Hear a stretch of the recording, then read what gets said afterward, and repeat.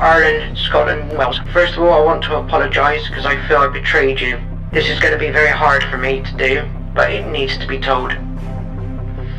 I'm not going to tell you my name, you can just call me the whistleblower, because this needs to be told. I own a small bread and breakfast / hotel on the outskirts between London and Bristol. Exactly where, I won't say. I was commandeered by the office of 10 Downing Street to rehome refugee families. When the first lot of refugees came, there was not one woman, there was not one child. The people that turned up were men from the age of 19 to 30, I would say. I have enough room for about 250 residents. I currently house 150 immigrants. Yes, I did receive quite a large sum of money for doing so. On doing so, the government told me that I had to fire all my staff and they will supply their own, and also that they will supply security guards for the bread and breakfast.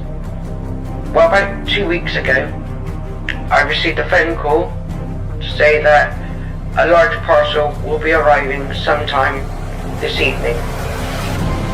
Around about 2:30 in the morning, I received another phone call to say that the parcel has arrived and can I open up the rear servant entrance at the back of the B&B, which I went down and met some army personnel, which kind of surprised me very, very much.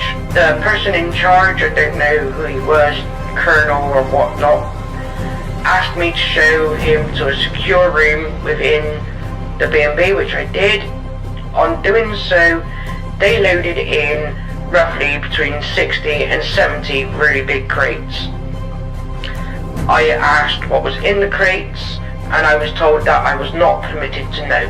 He then handed me a smaller parcel and told me that I will receive a phone call to give me further instructions on what to do and when to open this parcel, which was very strange.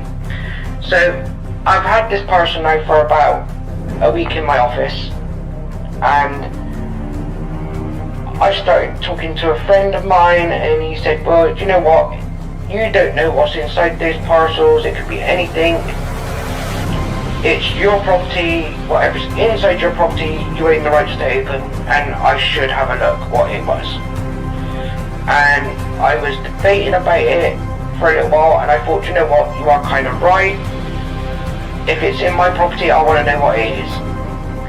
So I opened the small parcel up, and inside was a letter with a list of names and numbers written next to the name. On realising that each name on the letter was one of the refugees, and there was a smaller box inside the parcel. I opened that, and there was a series of keys with numbers on. So I went down to the secure lot where these crates were and noticed that each crate had a number on it and each key had a number on it. So I took 2 keys for 2 of the crates and I opened up the crates. Crate 1. There was a load of AK-47 machine guns. Crate 2 were a number of hand grenades. Now, when I say this, I'm saying this as you could start a new war off with what I was looking at. There was enough ammunition inside one of the crates to easy wipe out my little village. Boom, gone, easy. Now I'm a bit stuck because I don't want these refugees here anymore, but I'm contracted to house them for a period of time. I don't know if I can give the government their money back and tell them to sweet off or not, I don't know. All I do know is, in good faith, I cannot allow these men to have these crates. I am going to move them away from my property to a secure garage that I have not too far, because I'm not going to be responsible for allowing our government to kill us, the innocent people. Because it's obvious to me now that this is their plan.